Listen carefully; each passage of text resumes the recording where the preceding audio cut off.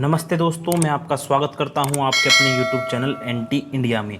और आज हम बात करने वाले हैं पाकिस्तानी इस्लामिक उम्मा के बारे में और किस तरह से पाकिस्तानी इस्लामिक उम्मा को बढ़ा चढ़ा कर दिखाया जाता है और उसमें कितनी सच्चाई है, आज हम इस वीडियो में जानेंगे।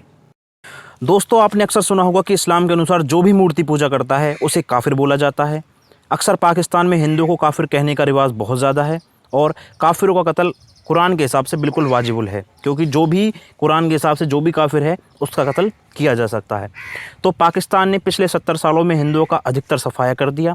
बंटवारे के समय वहाँ करीबन 14% हिंदू थे और जैन, बौद्ध, पारसी, ईसाइयों को मिलाकर कुल मिलाकर माइनॉरिटी की जो संख्या थी वो 23% थी। लेकिन जैसे जैसे समय बढ़ता गया पाकिस्तान में इनकी आबादी भी कम होती गई। पहले हिंदुओं को मारा गया, फिर सिखों को काफिर बोला गया, फिर ईसाइयों को काफिर बना दिया गया। उसके बाद मुहाजिर और हुसैनियों को भी कभी मुसलमानों का दर्जा नहीं दिया गया। कादियानी भी काफिर करार दिए गए। फिर समय आया 1970 का, जब शिया सुन्नियों ने सबको काफिर घोषित कर दिया। अब किसे करे, तो फिर आया अहमदियाओं का नंबर। 1970 में अहमदियाओं को भी गैर मुसलमान घोषित करके काफिर बोला गया। उस समय अहमदिया पाक में करीबन 40 लाख थे।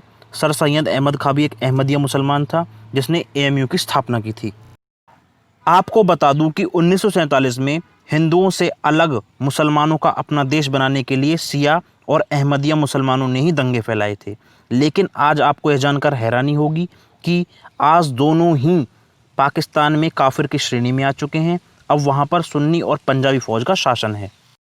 पाकिस्तान में अब हिंदू या बौद्ध ही नहीं, शिया और अहमदियाओं का अस्तित्व भी खतरे में है। अगर 1947 के आंकड़ों की माने तो करीबन पाकिस्तान में 35% शिया मुस्लिम थे, लेकिन अब घटते घटते उनकी आबादी 20 करोड़ में से सिर्फ 1 करोड़ 60 लाख से भी कम रह गई है।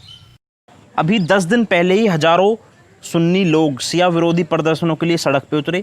सोशल मीडिया पर पहले से ही प्रदर्शन की चर्चा बहुत तेज थी। लोग शिया विरोधी पोस्ट और वीडियो शेयर कर रहे थे और काफिर काफिर शिया काफिर चिल्ला रहे थे। यह सब एक कट्टरपंथी संगठन है सुन्नियों का, सिपाह-ए-शहवा, उसके बैनर तले हो रहा था, जो स्टार्टिंग से ही शियाओं को मारने के लिए कुख्यात रहा है। हाल ही के सालों में पाकिस्तान में कई बार शियाओं की मस्जिदों को सुन्नियों ने निशाना बनाया है। लश्कर-ए-जहांगीर पाकिस्तान के उन हिंसक सुन्नी समूह का एक हिस्सा है जो हमेशा ही शियाओं को अपने निशाने पर रखता है। लश्कर-ए-जहांगीर संगठन ने 2011 में भी शिया मुसलमानों को खुलेआम धमकी जारी करते हुए कहा था कि शियाओं को मौत के घाट उतारा जाएगा और पाकिस्तान में उनकी कब्र बनेगी, या तो वो पाकिस्तान छोड़ दें या फिर मरने के लिए तैयार हो जाएं। सवाल अब यह है कि ये सिर्फ धमकियां दे रहे हैं या सच में वहाँ पर शियाओं को मारा जा रहा है। तो आपको बता दूं, बलूचिस्तान में 2013 में लगभग 200 शिया हाजरा समुदाय के लोगों को कत्ल किया गया था। इससे पहले 2012 में 125 से ज़्यादा शियाओं को मारा गया था। हर साल शियाओं पर हमला कर दहशतगर्दी फैलाई जा रही है। जनवरी 2013 में भी क्वेटा में 2 बम धमाकों में करीबन 115 से ज़्यादा शिया मारे गए थे। इसी धमाके के 1 महीने के अंदर कैरानी रोड के धमाकों में फिर से 90 शियाओं को मारा गया और यह आंकड़ा वो है जो सरकार बता रही है, हकीकत इससे बहुत ज़्यादा है।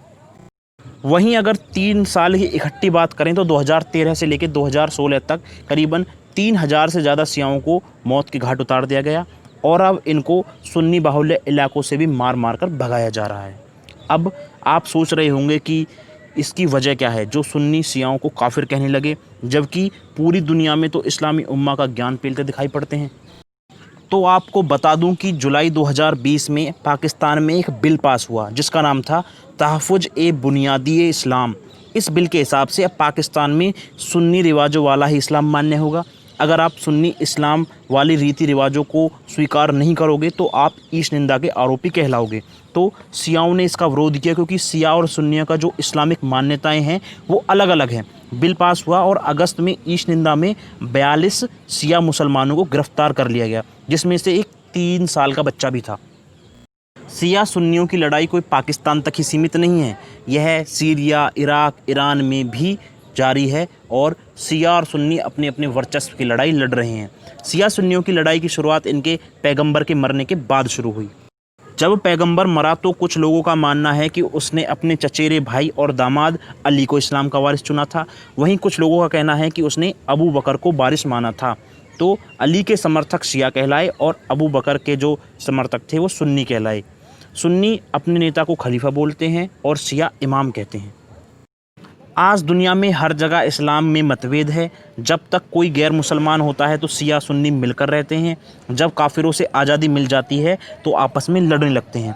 57 इस्लामिक देशों में से ज़्यादातर अशांति और गृहयुद्ध की कगार पर खड़े हुए हैं, क्योंकि शियाओं को सुन्नियों से आज़ादी चाहिए और सुन्नियों को शियाओं से। और जब हम बात पाकिस्तान की कर रहे हैं तो पाकिस्तान का ही उदाहरण देंगे। जब तक पाकिस्तान में हिंदू थे तो शिया, सुन्नी, अहमदिया, हजारा, हुसैनी, मुहाजिर, पश्तो, पठान सब मुसलमान थे। लेकिन जब हिंदू ख़त्म हो गए तो अब पाकिस्तान में सिर्फ सुन्नी ही मुस्लिम हैं, बाकी सब काफिर हो गए हैं। जबकि पाकिस्तान का जन्मदाता मोहम्मद अली जिन्ना खुद एक शिया मुस्लिम था, लेकिन अब शिया भी काफिर हो गए हैं। तो सवाल यह है कि जब शिया भी नहीं रहेगा तो पाकिस्तान में अगला काफिर कौन होगा। बाकी दोस्तों, अगर आपको लगा हो कि ये वीडियो वास्तव में ही आपको अच्छी लगी है, इंफॉर्मेटिव लगी है, तर्कशील लगी है, तो इस वीडियो को ज़्यादा से ज़्यादा लाइक करें, शेयर करें और पहली बार अगर मेरे चैनल पर आएँ तो चैनल को सब्सक्राइब जरूर कर दें और बेल आइकन को प्रेस करना ना भूलें, जिससे आने वाली वीडियो की नोटिफिकेशन आपको पहले ही मिल सके। जय श्री राम दोस्तों, जय हिंद।